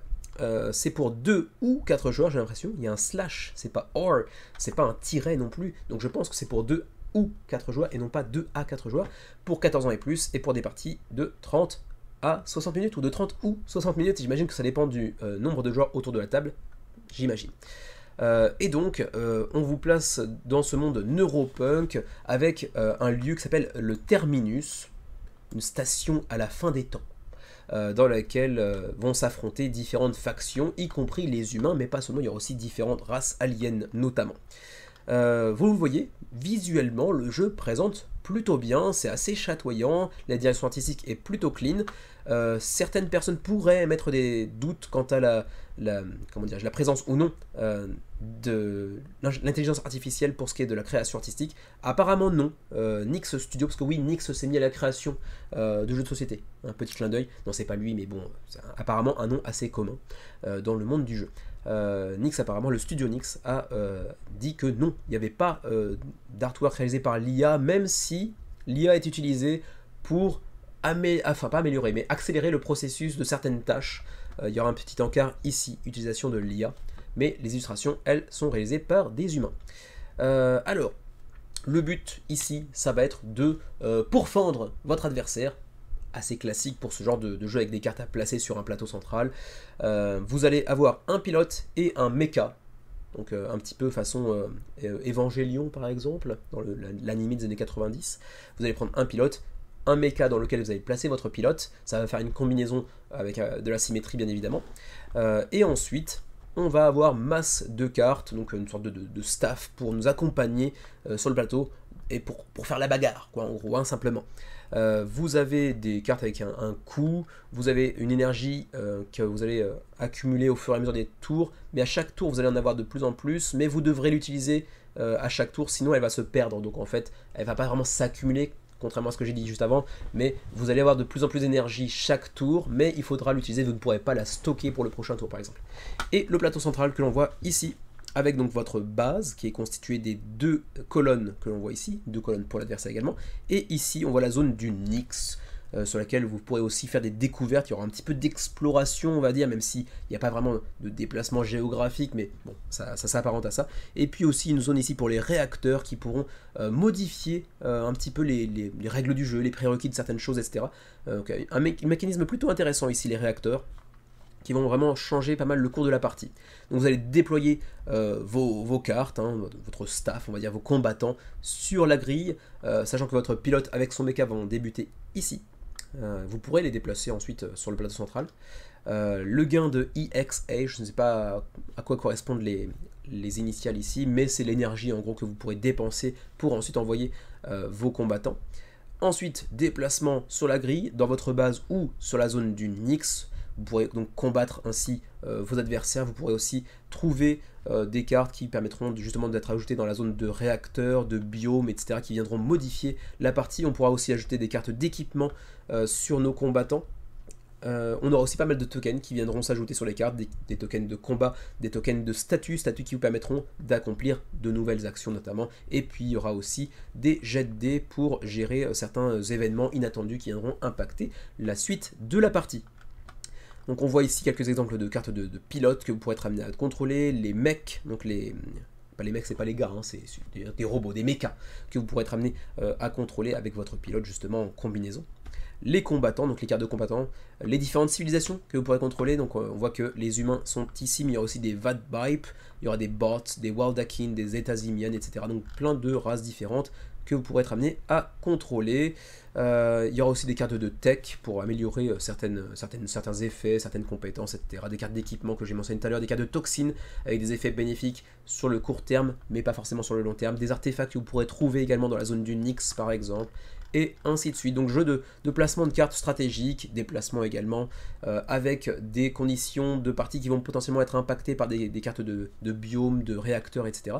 C'est pas inintéressant sur le papier, le jeu a l'air d'être plutôt intéressant, et en plus de ça, il est plutôt joli, même si c'est pas forcément un style visuel qui m'attire outre mesure. Le Starter Set, j'ai mis un S là où il n'y en avait pas, Starter Set est à 60$ avec donc le contenu que vous apercevez ici. Très peu de pilotes, certes. Ça c'est un petit défaut qu'on peut mettre en avant. Il y a très peu de, comment dire, de variabilité de factions présentes dans le pledge de base. 3 pilotes c'est quand même très léger. Combien il y a de méca d'ailleurs 2. Ouais, c'est vraiment très léger pour le coup, hein. Ensuite, le reste, hein, les composants vont être vraiment très bien produits. Là-dessus, il n'y a pas de souci. Mais quand même, bon, après, il y aura aussi les stretch goals, que ça viendra peut-être ajouter des pilotes et des mechas par-dessus, mais quand même. Le core set à 80, alors c'était pas déjà un core set, ah, c'est le starter set. Ok, le core set, 80$, il vient ajouter un peu plus de pilotes, 4 pilotes, c'est pas beaucoup quand même. 194 cartes, 3 mechas, c'est pas énorme non plus. Le reste, on l'a déjà vu tout à l'heure. Ensuite, on a le Nix Walker set à 125, avec une boîte alternative, encore une fois, plutôt classe. Avec le plateau qui est un petit peu différent, un peu plus coloré, je crois. Là, c'était très grisâtre. Là, c'est plutôt orange, orange un peu, comment dirais-je, cuivre, on va dire. Cuivre. Ça ressemble à la couleur cuivre, on va dire. C'est plutôt joli. 4 mechas, 5 pilotes, 10 cartes légendaires, un petit peu dorées. Ok. Ensuite, on a ici des board extension pour les zones de pilote, justement. Donc, ah, c'est pour le 2v2. Ah, ok. C'est pour le 2v2. C'est pour jouer à 2 contre 2. Ok. Ensuite, les composants ne changent pas ici. Ah, ça fait quand même finalement assez peu de mecha et de pilotes au final, hein, si on regarde bien. Peut-être que c'est via les stretch goals que ça va venir s'enrichir également, je ne sais pas. Playmat en néoprène, ici pour 25$. Qu'est-ce qu'on a d'autre? Encore des pins, on s'en fout. T-shirt, on s'en fout un peu quand même, soyons honnêtes. Precon decks, ok, des decks préconstruits, bon, pourquoi pas. Là, on vous parle un petit peu de l'univers de Nyx, justement, avec le Terminus. Qu'est-ce que c'est que le Terminus? Les différents leaders que vous pourrez être amené à contrôler. Ok. Les stretch goals, alors, est-ce que ça vient ajouter des cartes de leader et compagnie? Pour l'instant, j'ai pas l'impression, hein. Pour l'instant, ça ajoute des micro-extensions de cartes, donc quand même du matos supplémentaire, mais je vois pas de leader supplémentaire pour l'instant. À voir si le jeu pourrait s'enrichir un peu plus que ça, mais c'est vrai que ça manque un petit peu de potentiellement de rejouabilité, parce qu'il y a quand même assez peu de mecha et assez peu de pilotes, on va dire, mais sur le principe, quand même, le jeu a l'air d'être relativement intéressant. J'ai pas vu les frais de port. Stretch goals... non, j'ai pas vu les frais de port, et ça c'est un petit peu gênant. Utilisation de l'IA, vous voyez ici un petit paragraphe pour dire qu'ils l'ont utilisé principalement pour accélérer certaines tâches un petit peu redondantes, etc. Mais en revanche, le visuel sera réalisé par des illustrateurs humains, même si potentiellement il y aura aussi là-dessus, sur ces tâches-là aussi, l'utilisation d'IA pour faciliter un petit peu le processus, on va dire. Mais par contre, pas de mention faite sur les frais de port, ça c'est un peu gênant. Mais par exemple, si on regarde le core set à 80€, peut-être qu'il y a encore moyen d'aller chercher l'info ici. France, tuck, non. Là, pour le coup, les frais de port, c'est mal foutu. Ça, c'est quand même assez chiant de ne pas savoir combien coûteraient les frais de port. Ah bah si, excusez-moi, je me suis juste lamentablement vautré dans mon incompétence crasse, puisque les shipping sont bien ici. Donc le Canada, 20 à 31 dollars de frais de port. Union Européenne, zone 1 et 2, donc zone 1 j'imagine pour la France et la Belgique, Belgique oui, France oui, Suisse également pour la zone 1, bon, la Suisse a de la chance aujourd'hui, 27 à 48$ de frais de port. Ensuite Asia, donc on doit être là, nous, 32,64, ça peut coûter assez cher quand même. Voilà pour les frais de port de la zone francophone, on va dire, de manière assez générale. Et donc voilà pour ce qui est de Havoc Gen 0, près de 500 contributeurs malgré tout, 26 jours avant la fin de la campagne pour un jeu de placement de cartes tactiques finalement assez intéressant, mais je me pose un petit peu de questions sur la rejouabilité à long terme. On enchaîne sur un projet que je pourrais presque placer dans une catégorie adjacent au jeu de plateau. Oui, ma voix est en train de partir en vrille, vous l'avez peut-être remarqué, c'est pas la première fois, hein. Il y a, on va dire, un menu crowdfunding sur 20 où ma voix part en vrille. Aujourd'hui, c'est le cas. Parce que je suis très légèrement malade, voilà, mais je me sacrifie quand même pour les abonnés à la chaîne. Sephiroth Silver Seals. Pourquoi c'est un projet que je placerais presque dans une catégorie adjacente au jeu de plateau? Parce que c'est un jeu de cartes qui prend aussi certains mécanismes de jeu de plateau. On ne pourra pas non plus vraiment classer ça dans le jeu de plateau à proprement parler. Mais, il est très beau. Il est vraiment magnifique, je trouve.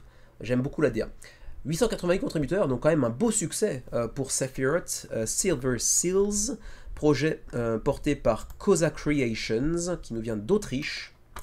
Ils avaient déjà fait une campagne pour Sephiroth par le passé, voilà, c'était ici.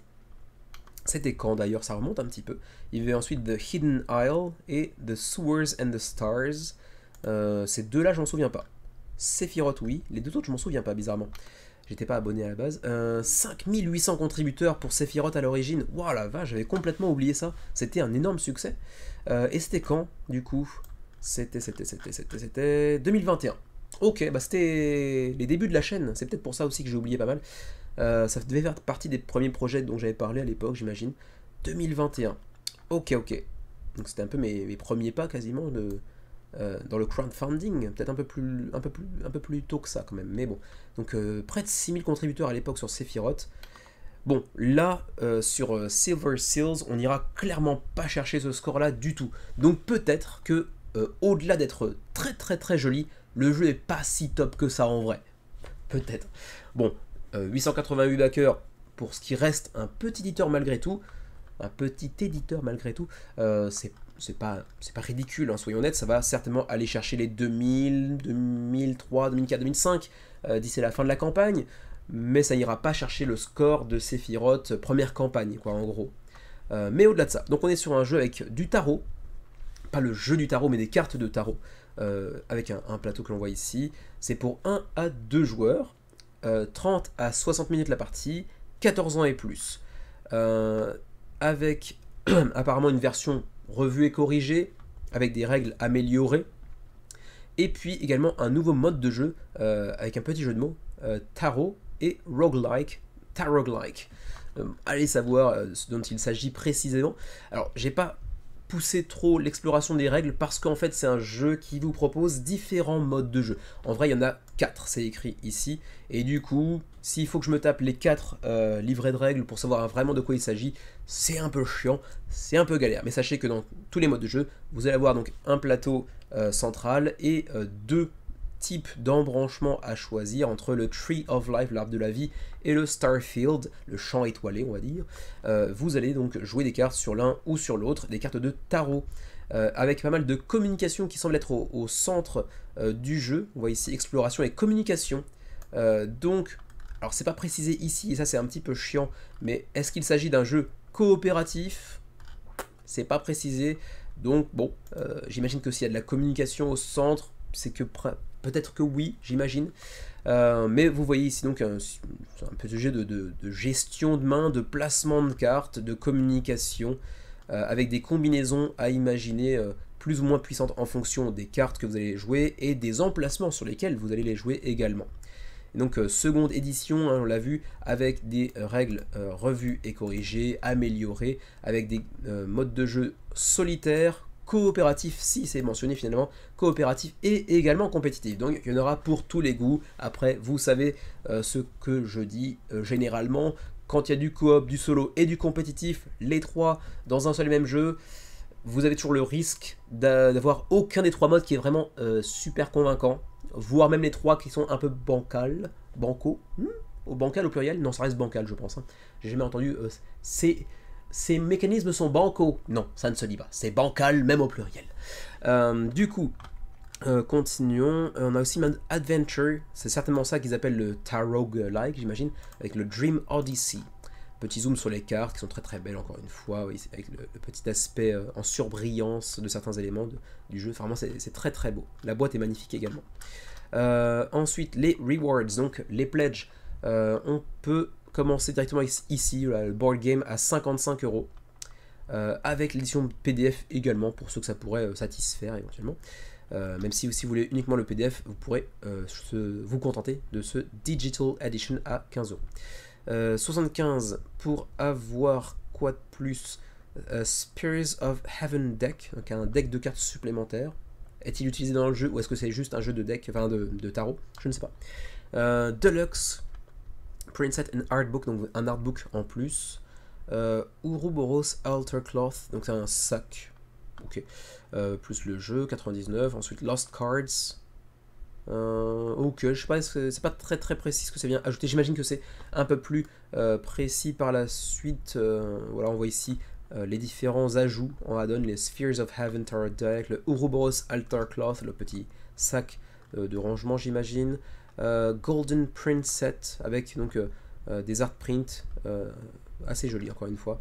Le Lost Card, c'est quoi ça? 3 random cards drawn from our Gilded Sephirot Tarot Deck, intended as a personalized 3 card spread.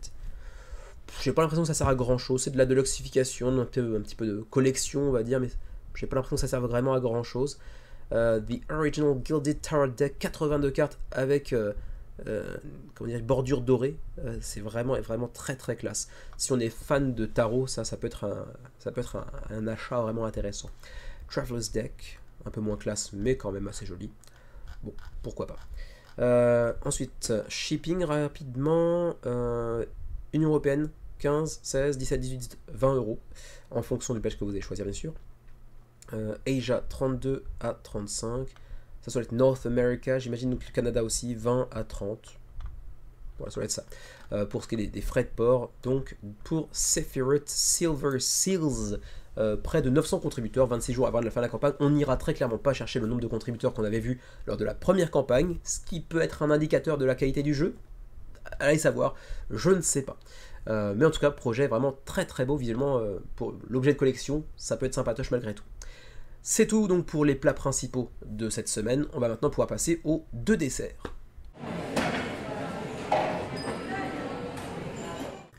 On entre donc maintenant dans les desserts. Je vous l'avais dit, il y en a donc 2 cette semaine, et ça faisait quelques temps qu'on n'avait pas eu de dessert à se mettre sous la dent.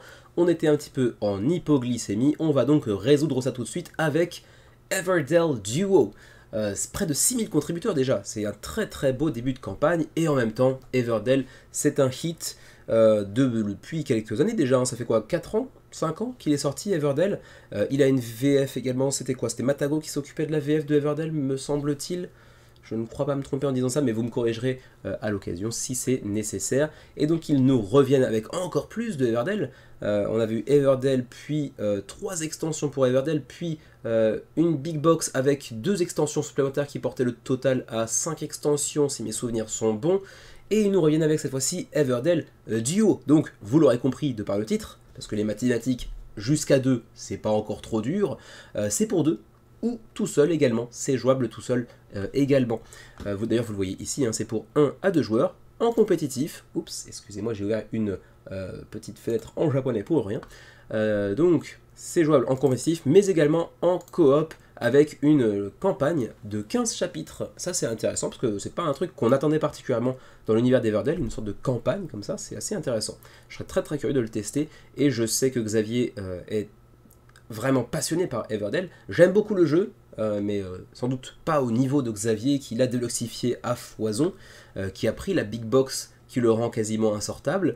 Mais ouais, on aime beaucoup Everdell ici, et j'ose imaginer et espérer que Xavier va backer Everdell Duo, parce que j'aimerais beaucoup le tester, notamment pour sa facette coop, avec une campagne qui plus est. Ça c'est un type de jeu que je me verrais bien terminer en campagne sans aucun problème, contrairement aux gros jeux de dungeon crawler, etc., d'exploration, pour lesquels j'arrive pas à m'enthousiasmer visiblement, même s'il y en a des très bons. Pour l'instant c'est un type de jeu qui me correspond visiblement pas très bien. Quoi qu'il en soit, 6000 contributeurs, 250 000 euros d'engrangés, 12 jours avant la fin de la campagne pour Everdell Duo, qui se porte donc très bien. Il en a foutu de partout, hein, très clairement, un sol, plafond, moquette, il y en a de partout. Mais bon, quoi qu'il en soit, on le sait, hein, Starling Games, alors c'est pas toujours des sans fautes, mais en règle générale, ça fait des très beaux résultats, ça fait le job, ça fait le boulot, comme on dit. Ouais, ils savent s'y faire, s'y prendre. On avait ici Everdell Cozy Critters Blankets Plushies, je l'avais oublié ça, c'était juste pour des petites peluches et autre chose, mais il y avait aussi l'occasion de mettre la main sur leur jeu, bien évidemment, mais la big box qui était ici pour Everdell, avec les 2 nouvelles extensions, Flourish qui avait plutôt bien marché, alors que finalement c'était un jeu plutôt oubliable au final. C'est vrai qu'ils avaient aussi fait A War of Whispers, qui a de très bons retours, sans avoir percé au niveau de Everdell. Everdell, donc pour la big box, c'était quand même 31 000 contributeurs, ce qui est quand même énormissime, et c'était en 2021, ça remonte déjà à 2021 la big box, donc ça veut dire que le jeu de base il est encore plus vieux que ça en vrai. J'avais dit 4 ans, en fait c'était plutôt 6 ans, et du coup je vais avoir une petite réflexion de vieux, mais que le temps passe vite. Everdell Pearlbrook, c'est-à-dire que Everdell n'avait pas eu de financement participatif pour le jeu de base, ou alors c'était sur un autre compte, je ne sais pas, mais la première extension, Pearlbrook, c'était quand ça du coup? C'était en 2018, waouh! Ça veut dire que Everdell a à minima 6 ans. Ça passe vite. Ok. Et donc du coup on en revient à Everdell Duo. Excusez-moi pour cette parenthèse un peu trop longue. Du coup, première information importante, c'est le prix. Everdell Duo, ça coûte pas cher du tout, contrairement à la big box de Everdell qui, elle, coûtait un bras, un rein, 3 orteils et le poumon gauche. Everdell Duo, actuellement durant la campagne, ça coûte 19 €. Donc vraiment un jeu très abordable. Durant la campagne, vous aurez aussi l'occasion de mettre la main sur des cartes surdimensionnées pour Everdell. Mais bon, ça, on s'en fout un peu. Certaines personnes peut-être le trouvaient les textes un peu trop petits, ou les illustrations trop petites, ou les deux. Bah du coup, on a fait des cartes format tarot pour ces personnes qui voudraient éventuellement en bénéficier pour jouer à Everdell premier du nom. Mais restons dans cette campagne de Everdell Duo, on s'en fout un peu des cartes surdimensionnées, pour être tout à fait honnête. Everdell Duo, ça ressemble un petit peu à ça une fois sur la table. Il y a beaucoup d'illustrations que vous reconnaîtrez du jeu de base, mais apparemment il y en a aussi quelques-unes que l'on ne connaît pas encore. Je crois qu'il y a des nouvelles illustrations également, et ça se joue en 30 minutes, hein, donc un jeu vraiment très rapide, très facile à sortir. Voici un petit peu les différents composants avec 80 cartes de critters, donc de créatures ou de construction en tout genre, le plateau central, des petites aides de jeu, des tuiles en tout genre, des petits marqueurs, mais bon, c'est relativement léger, ce qui peut expliquer aussi en partie le prix relativement abordable, même si vous l'avez vu tout à l'heure, le prix une fois en boutique sera plutôt de l'ordre de 35, de l'ordre de, hein, pas forcément spécifiquement 35, c'est comme ça que c'est présenté pour l'instant, mais on pourra imaginer peut-être un peu plus ou un peu moins cher en espérant que ce soit plutôt un peu moins cher. Ensuite, bon, le gameplay, ici malheureusement c'est présenté qu'avec des paragraphes de texte, donc c'est un petit peu chiant, mais en gros, vous aurez donc cette variante compétitive et cette variante coopérative, y compris en campagne si vous le désirez. Dommage que ce soit pas mis en avant plus tôt dans la campagne. Il me semblait qu'il y avait quand même des trucs à voir. Non, apparemment, il faut se contenter de ce petit paragraphe uniquement en anglais, ce qui me permet aussi de rebondir sur le fait qu'il n'y a pas de VF durant la campagne, donc sachez-le, pour tous les amateurs d'Everdell qui voudraient éventuellement la version Duo, il faudra attendre quelques mois, quelques années plus certainement, pour avoir une VF que j'imagine être assurée encore une fois par Matago, si mes souvenirs sont bons. Mais bon, en gros, vous avez pas mal de principes qui seront les mêmes, des rivières de cartes parmi lesquelles vous pourrez aller en choper pour les ajouter à votre village, on va dire, et d'autres qui sont situés directement dans vos mains et que vous pourrez jouer tel quel également. Donc là, on reprend quand même pas mal les mécanismes de base de Everdell, le jeu d'origine, quoi, on va dire. Mais il y aura bien sûr quelques petites variantes à ça pour jouer donc en compétitif comme en coopératif, bien évidemment. On va passer au shipping, mais un petit passage d'abord sur les add-ons, c'est vrai que l'on voit ici, comme pour les campagnes précédentes, souvent les campagnes de Starlink, c'est aussi l'occasion de mettre la main sur les différents jeux de l'éditeur, souvent à des prix un peu cassés. Là par exemple on voit Farshore qui est bien surévalué, il coûte beaucoup trop cher pour ce que c'est Farshore en réalité, mais bon, théoriquement 100 $, et actuellement dans la campagne 59, c'est quand même une assez grosse ristourne, on est quand même de l'ordre de moins 40%. Ensuite Everdell, même le jeu de base, hein, Everdell 75 en théorie, 39 actuellement, ça fait une belle promo, on est quasiment à du 50%. My Little Everdell, donc pour l'édition un petit peu junior, on va dire l'édition familiale, à 25 au lieu de 45, même la Big Box Everdell, hein, la Complete Collection, 199 au lieu de 300, quoi c'est 350 ou 380, j'arrive pas très bien à lire, 350 je crois. Donc voilà, il y a quand même des promos assez intéressantes durant cette campagne pour ceux que ça pourrait intéresser, même pour les peluches d'ailleurs également. Le shipping, pour le Canada, ça va aller de 15 à 18, l'Europe 18 à 20, pour nos amis suisses, je pense que c'est plutôt de 22 à 25, pour nous qui sommes en Southeast Asia, a priori ça devrait être de 20 à 30 $ de frais de port pour Everdell. Et ma foi, c'est tout pour ce qui est de cette campagne de Everdell Duo, qui donc se porte très bien, 6000 contributeurs en l'espace de 4-5 jours de campagne, encore près de 2 semaines avant la fin de cette dernière, j'imagine qu'on va pouvoir aller chercher plus de 10 000, ça c'est acquis, 15 000 ça me semble être un peu ambitieux, mais On sera certainement pas très loin de ça, aux alentours de 15 000 contributeurs peut-être pour Everdell Duo. On n'ira pas dépasser le million parce que le jeu lui-même est relativement abordable, hein. Vous l'avez vu, un pledge à 19$, même si on peut acheter des add-ons à foison, bien évidemment. Voilà, très beau succès pour Everdell Duo. Il nous reste donc un projet à traiter, mais lequel est-ce donc?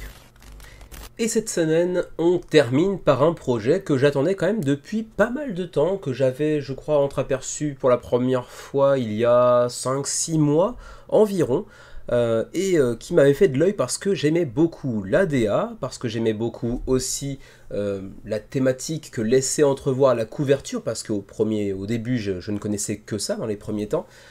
S'agit de Natera New Beginning. Et vous le voyez, en plus de ça, on a un petit drapeau français, puisque c'est un projet qui nous vient du Québec, vous le voyez ici avec Montréal. C'est le premier projet de Horizon Games, ou Horizon Games en français, qui a été fondé par Eric Fugère et Hugo Tremblay-Ledoux. A noter d'ailleurs que Eric fait partie des commentateurs réguliers de la chaîne. Donc bonjour Eric, merci de ta fidélité sur la chaîne, ça fait extrêmement plaisir de voir un commentateur lancer son projet comme ça sur Kickstarter, d'autant plus que le projet se porte plutôt pas mal. Alors oui, vous me direz que peut-être il y a un petit peu de népotisme là-dedans, parce que 600 contributeurs, généralement, c'est plutôt dans les plats principaux que dans les desserts. Oui, mais je m'en fous, je fais ce que je veux, c'est ma chaîne. Eric est adorable de commenter régulièrement sur le menu. Le projet, en plus de ça, m'intéressait de longue date, bien avant même de savoir que Eric commentait sur la chaîne et en était l'auteur, parce que j'avais checké le jeu sans checker les auteurs, bon, le nom ne disait rien, donc j'avais pas mémorisé ça, et du coup, déjà à l'époque, il m'intéressait beaucoup, donc voilà, je le laisse en dessert, parce que le jeu, mine de rien, je l'attendais avec impatience, et en plus de ça, il se trouve que Eric fait partie des commentateurs réguliers sur la chaîne, donc voilà. C'était l'occasion de faire d'une pierre, d'une caillasse, deux piaf. Voilà. Donc, 600 contributeurs, 45 000 € d'engrangés approximativement, 26 jours avant la fin de la campagne pour Natera New Beginning. De quoi s'agit-il? Eh bien, il s'agit d'un monde dans lequel nous autres humains avons, pour ainsi dire, disparu. C'est un jeu post-apocalyptique, mais très coloré, très joyeux pour autant, parce que il nous reste des animaux anthropomorphes, hein, vous le voyez, c'est des animaux humanoïdes, on va dire, qui, eux, vont un petit peu reprendre le flambeau et partir un petit peu à la découverte de ces civilisations perdues des humains. Il y aura différentes tribus d'animaux qui vont partir un petit peu à l'aventure, découvrir un petit peu ce qui reste de notre civilisation pour construire un petit peu leur avenir. Le plateau central, vous le voyez ici, avec donc les différentes zones que l'on pourra explorer dans le monde de Natera, avec des petits meeples absolument adorables et screen printés. On a aussi les différents plateaux individuels que vous voyez ici, vous entreapercevez déjà du double épaisseur, du plateau double épaisseur, qui est quand même un petit élément de deluxification toujours agréable. On voit aussi des petits meeples en bois, screen print également, donc là encore une fois, beau matos, très belle direction artistique, je suis assez fan. 1 à 4 joueurs, 35 minutes par joueur autour de la table, attention, c'est pas 35 minutes la partie, c'est 35 minutes par joueur autour de la table, donc potentiellement entre 1 et 2 heures en gros. Et donc 14 ans et plus, et bien évidemment ça va sans dire puisqu'il y a le petit 1 ici, mais il y aura bel et bien un mode solo. Alors ensuite, très joli encore une fois, les composants du jeu sont vraiment très choupis, sont vraiment adorables et ça donne envie.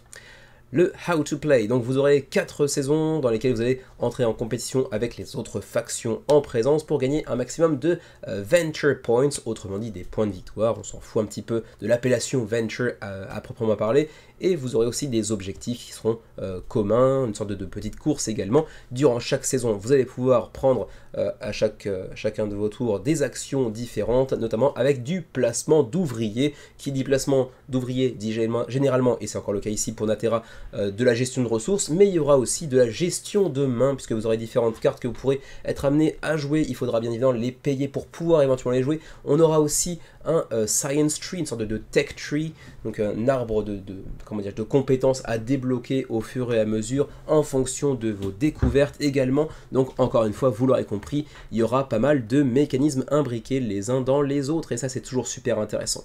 D'ailleurs, quelques-unes des actions que vous pourrez accomplir sont mises en avant ici avec les différents petits gifs. Ici, explorer un lieu, alors que je vais tousser pour m'éclaircir un petit peu la voix. Excusez-moi.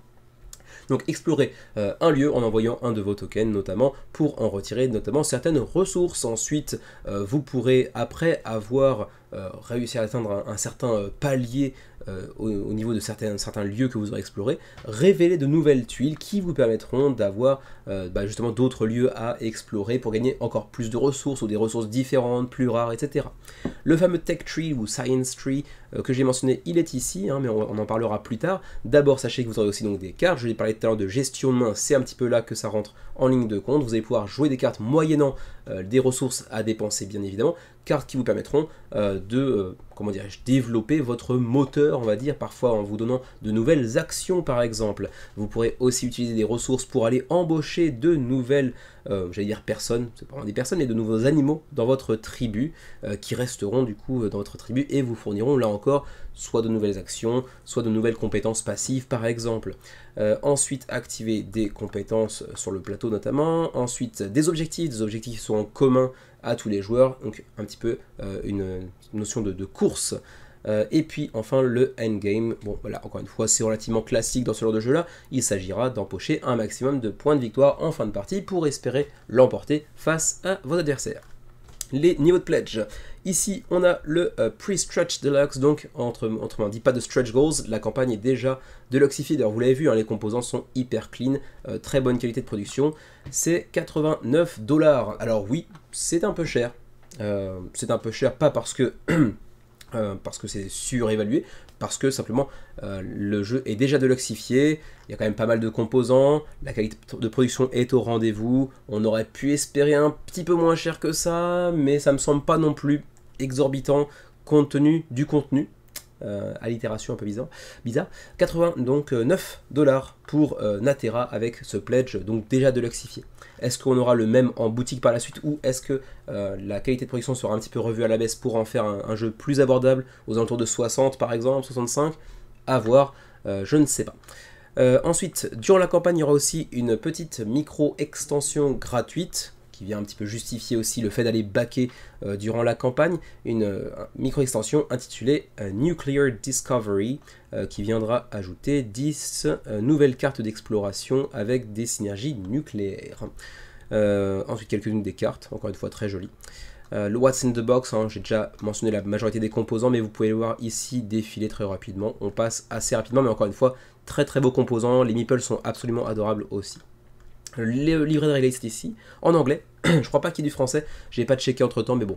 Vous pourrez certainement l'obtenir via Eric, j'imagine, si peut-être dans les commentaires, il vous postera éventuellement les informations importantes, j'imagine. Sur Tabletop Simulator, vous avez également le jeu en test. Vous pouvez éventuellement tester le jeu afin de savoir si c'est un jeu fait pour vous potentiellement, s'il est susceptible de pouvoir vous plaire. Les reviews, alors il y en a un paquet bien évidemment, essentiellement en anglais, mais on a aussi quelques petites reviews en français. Ici on a les deux pions par exemple, on a aussi Professeur Board Game. On aurait adoré recevoir un proto également, mais on n'en a même pas fait la demande, parce que j'ai déjà beaucoup trop de protos à couvrir avec Xavier. Mais c'est vrai que parmi les protos qu'on a couverts récemment, j'en aurais bien remplacé 2-3 par Natera, parce qu'il me semble être un jeu bien plus dans nos... nos lignes d'intérêt communes à Xavier et à moi-même. Mais qu'est-ce qu'on dit Professeur Board Game justement d'ailleurs? Natera est un excellent jeu euro avec une construction de tableaux de cartes stimulantes, un plateau qui évolue en cours de partie et plusieurs petites interactions brillantes entre les joueurs.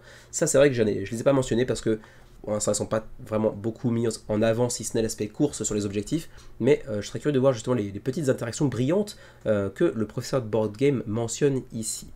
Il y aura aussi un solo et un mode coop. Apparemment, le solo sera aussi jouable en coop, ça c'est plutôt cool.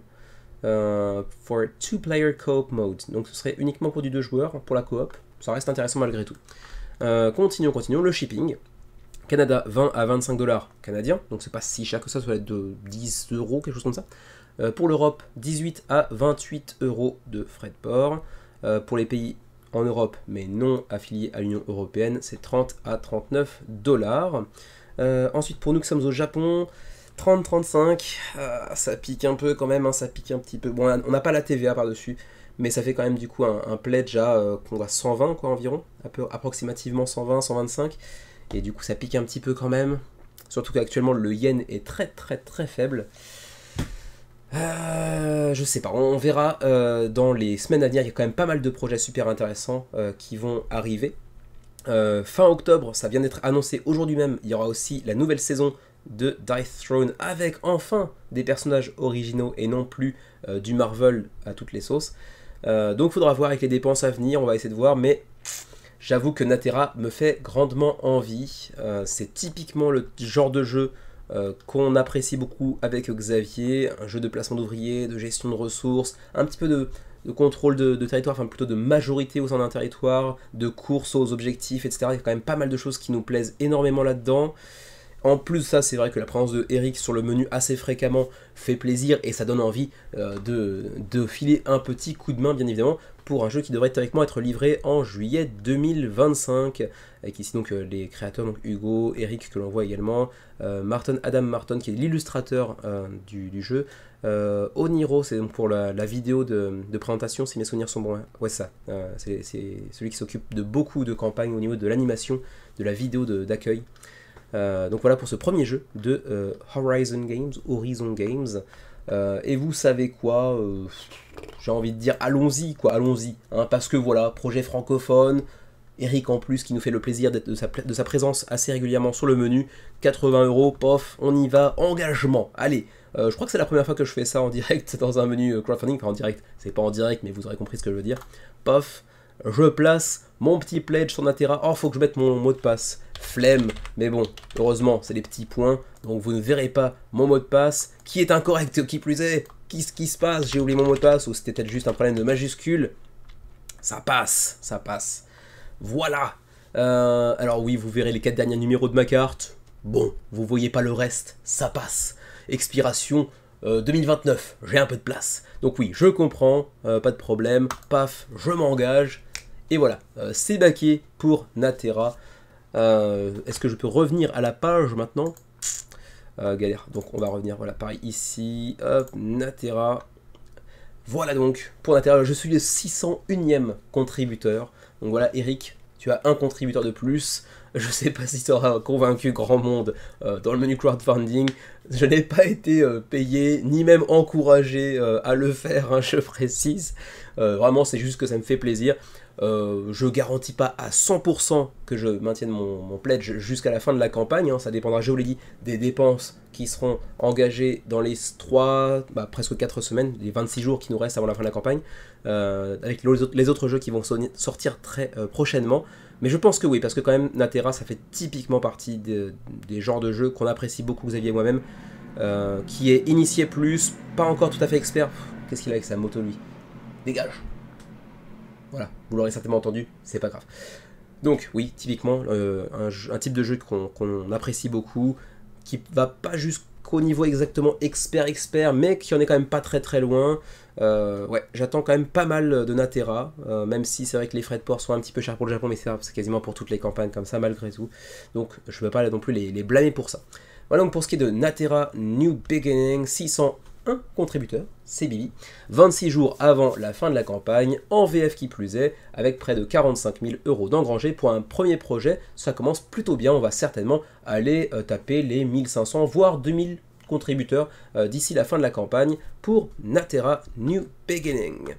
Et ma foi, c'est tout pour cette semaine du menu crowdfunding. J'espère que vous aurez apprécié ce nouvel élan de financement participatif. Hein. Ça marque le début du mois de septembre qui arrive et qui va, lui, amener son lot de grosses campagnes.